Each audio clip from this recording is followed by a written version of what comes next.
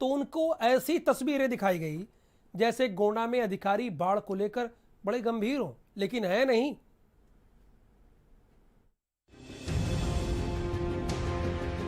गोंडा में देखिए इस जेसीबी को कितनी तेजी से काम चल रहा है। आसमान से मंत्री जी हेलीकॉप्टर के जरिए हवाई निरीक्षण कर रहे हैं और उनको दिखाने के लिए जेसीबी मशीन लगाई गई है। मंत्री जी जब आसमान में थे तो जेसीबी को इतनी तेजी से चलते हुए देखकर खूब आनंदित हो गए। सिंचाई विभाग के होनहार अफसर इतनी फुर्ती के साथ काम करवा रहे हैं, इसके बारे में तो मंत्री जी ने सोचा भी नहीं होगा।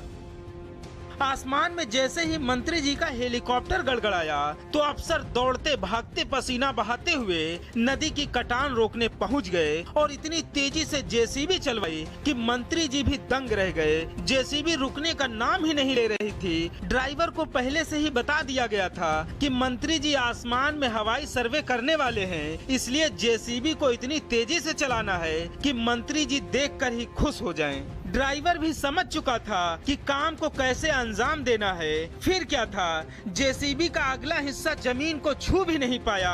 ट्रैक्टर पर मिट्टी से भरी बोरियां धरी की धरी रह गईं। पत्थरों के बड़े बड़े टुकड़े पहले से ही पड़े थे, लेकिन जेसीबी का ऐसा प्रतीकात्मक प्रदर्शन किया गया जैसे कि लग रहा हो कि कटान रोकने के लिए अधिकारियों ने कसम खा रखी हो। लेकिन मंत्री जी जब हवाई सर्वेक्षण के बाद गोंडा के सर्किट हाउस पहुंचे, पत्रकारों ने उनको जमीनी हकीकत बताई तो मंत्री ने कहा कि कोई जान माल की हानि तो हुई नहीं, हमारी तैयारी तो पूरी है, प्रशासन अलर्ट है। ये तो नेपाल की गलती है जिसने लाखों क्यूसेक पानी छोड़ दिया, जिसकी वजह से लोगों को दिक्कतों का सामना करना पड़ा। प्राकृतिक आपदा है तो पानी आना जाना पीछे से आप जैसे बता रहे हैं आता, जब तेज आ गया कुछ हल्का फुल्का हुआ तो उसके लिए हम तैयार हैं। हमने एक दिन में उसको रोकने का काम कर दिया।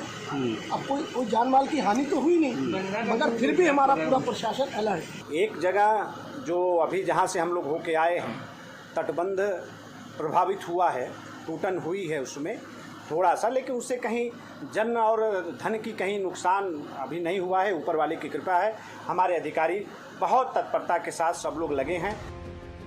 गोंडा में बीते कई दिनों से लोग बाढ़ के पानी से बेहाल हैं। भारत समाचार लगातार बाढ़ की समस्या वाली तस्वीरों को सबके सामने रख रहा है और ये देखिए नदियों के किनारे कितनी तेजी से कटान हो रहा है। नदी में जलस्तर बढ़ता जा रहा है, कई गांव डूब चुके हैं, लोगों के घर बर्बाद हो चुके हैं, फसलें पानी में समा चुकी हैं। बाढ़ से बचाव के लिए करोड़ों रुपए आता है, लेकिन सिंचाई विभाग के होनहार अफसर उस पैसे का कहां इस्तेमाल करते हैं कुछ पता नहीं। अगर पैसे का सही इस्तेमाल हो जाए तो शायद इन ग्रामीणों को इतनी दिक्कतों का सामना न करना पड़े।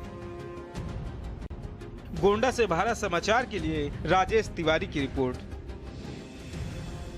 मऊ जिले में भी बाढ़ का कहर लगातार बढ़ता जा रहा है। बाढ़ के पानी ने हजारों लोगों को सड़क पर रहने को मजबूर कर दिया है।